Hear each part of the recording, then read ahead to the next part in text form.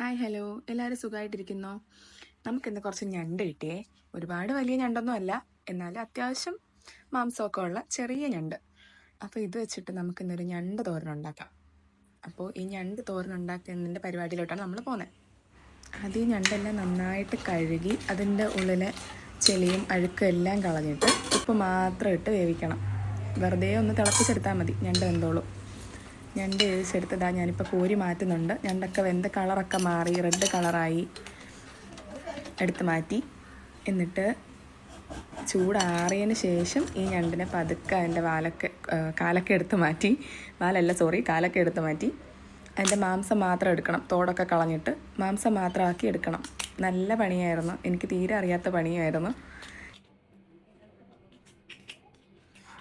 അപ്പോൾ ഇങ്ങനെ ഞണ്ടിൻ്റെ മാംസം മാത്രം എടുക്കണം.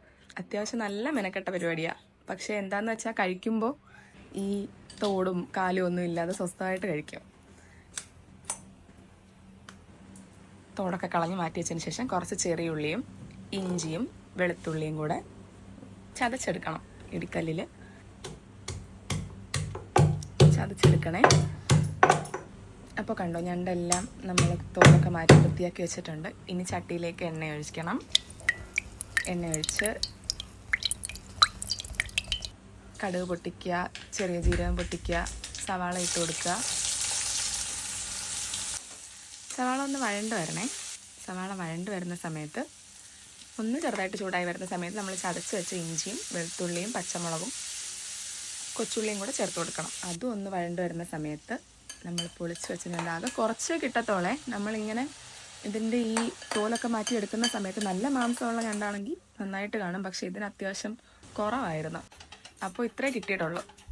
പിന്നെ നമ്മൾ ഒരു ജാറിലേക്ക് കുറച്ച് തേങ്ങ, മഞ്ഞൾപ്പൊടി, ജീരകം നമ്മൾ ഉള്ളിലിട്ടത് കൊണ്ട് ഇതിലിടണ്ട, കുറച്ച് കുരുമുളക് ഇത്ര ഇട്ടിട്ടൊന്ന് ക്രഷ് ചെയ്തെടുക്കണം.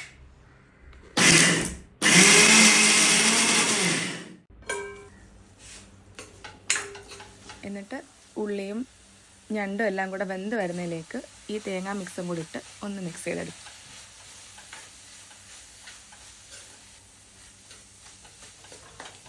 മിക്സ് ചെയ്ത് ഒന്ന് ചൂടാക്കുക. കുറച്ച് നേരം ഒന്ന് ചൂടാകുമ്പോഴത്തേക്കും നമ്മുടെ ഞണ്ട് തോരൻ റെഡിയാവും. അടിപൊളി ടേസ്റ്റാണ്. നമുക്ക് ഞണ്ടിൻ്റെ ടേസ്റ്റും കിട്ടും, എന്നാൽ ഞണ്ട് കഴിക്കുന്ന അത്രയും പാടുപെടുകയും വേണ്ട. അപ്പോൾ ഇനി ഞണ്ട് കിട്ടുമ്പോൾ എല്ലാവരും ഒന്ന് ട്രൈ ചെയ്ത് നോക്കണം. എങ്ങനെ ഉണ്ടെന്ന് നമ്മൾ അറിയിക്കുകയും വേണം. പുതിയൊരു വീഡിയോ കാണുന്നവരെ ബൈ.